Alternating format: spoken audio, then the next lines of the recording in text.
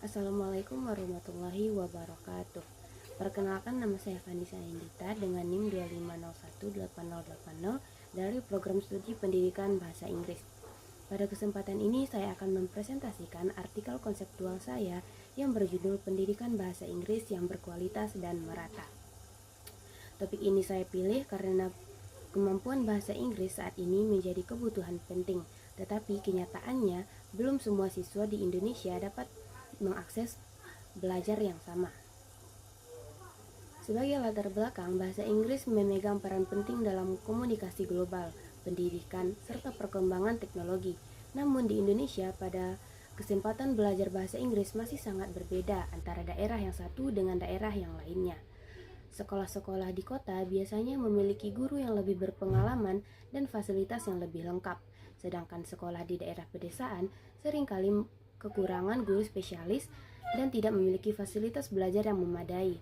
Selain itu, keterbatasan akses internet dan perangkat teknologi juga membuat siswa di daerah sulit mengikuti perkembangan pembelajaran digital.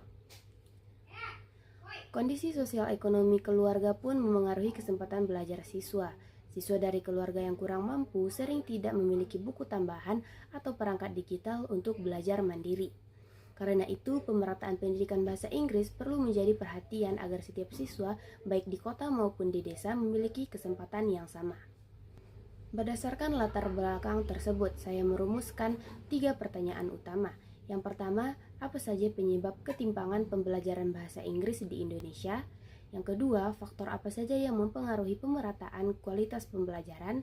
Dan yang ketiga, strategi apa yang dapat dilakukan untuk menciptakan pendidikan bahasa Inggris yang merata? Ketiga pertanyaan ini adalah menjadi fokus pembahasan pada artikel saya. Tujuan dari penulisan artikel ini adalah untuk menganalisa penyebab ketimpangan terutama dari sisi guru, fasilitas, akses teknologi, dan kondisi sosial ekonomi siswa. Selain itu, saya juga ingin memberikan rekomendasi strategis yang dapat dilakukan pemerintah, sekolah, dan masyarakat untuk meningkatkan pemerataan pembelajaran bahasa Inggris. Bagian pembahasan pertama adalah ketimpangan jumlah dan kualitas guru. Sekolah-sekolah di perkotaan umumnya memiliki guru yang lebih terlatih dan sering mengikuti pelatihan terbaru, sementara guru yang di pedesaan sering kekurangan guru spesialis dan jarang mendapatkan kesempatan pelatihan. Kondisi seperti ini membuat kualitas pembelajaran tidak merata. Guru yang tidak mendapatkan pelatihan cukup akan kesulitan menerapkan metode pembelajaran yang lebih komunikatif dan interaktif, sehingga hasil belajar siswa cenderung lebih rendah. Pembahasan yang kedua adalah keterbatasan infrastruktur digital.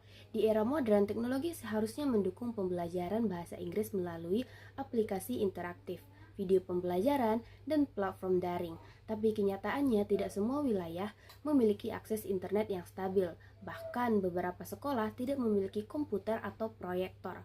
Akibatnya, siswa di daerah tidak bisa menerima materi pembelajaran yang sama dengan siswa di kota, sehingga kesenjangan semakin melebar.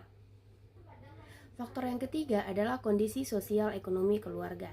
Siswa di keluarga ekonomi rendah seringkali tidak mampu membeli buku tambahan, mengikuti kursus, atau menyediakan perangkat digital. Padahal kegiatan seperti les atau akses ke sumber belajar digital sangat membantu meningkatkan kemampuan bahasa Inggris. Dengan keterbatasan tersebut, banyak siswa tidak memiliki kesempatan belajar di luar jam sekolah, sehingga kemampuan mereka tertinggal dari siswa yang memiliki fasilitas yang lebih baik. Bagian pembahasan selanjutnya membahas beberapa strategi pemerataan. Pertama, pelatihan guru perlu disesuaikan dengan kebutuhan daerah, terutama daerah pedesaan. Guru harus dibekali metode mengajar yang kreatif dan relevan dengan kondisi lapangan. Yang kedua, penggunaan teknologi. Sederhana seperti radio pendidikan atau modul cetak dapat menjadi solusi sementara bagi daerah tanpa internet.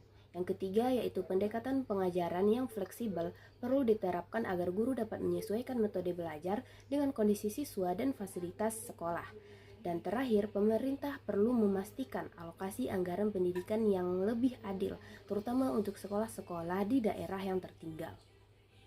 Secara keseluruhan, ketimpangan pembelajaran bahasa Inggris di Indonesia disebabkan oleh 4 faktor utama: distribusi guru yang tidak merata, fasilitas digital yang terbatas, kondisi ekonomi keluarga, serta metode pembelajaran yang belum sesuai dengan kebutuhan daerah. Perbedaan akses antara sekolah di kota dan di desa menyebabkan kualitas pembelajaran tidak merata. Karena itu, pemerataan pendidikan bahasa Inggris harus menjadi prioritas agar seluruh siswa mendapatkan kesempatan belajar yang sama. Sebagai penutup, ada beberapa rekomendasi yang dapat diterapkan. Pemerintah perlu memperkuat distribusi guru dan memberikan insentif bagi guru yang bertugas di daerah terpencil. Infrastruktur digital seperti internet atau perangkat belajar harus diprioritaskan untuk ditingkatkan. Selain itu, sekolah dapat bekerja sama dengan masyarakat melalui program belajar berbasis komunitas. Pendekatan pembelajaran juga harus fleksibel dan disesuaikan dengan kondisi masing-masing wilayah. Jika semua pihak dapat bekerja sama, pemerataan pembelajaran bahasa Inggris di Indonesia bukan hanya mendukung tujuan SDG 4, tetapi juga membantu meningkatkan daya saing bangsa di masa depan. Sekian presentasi yang dapat saya sampaikan. Apabila ada salah dan janggal, saya mohon maaf.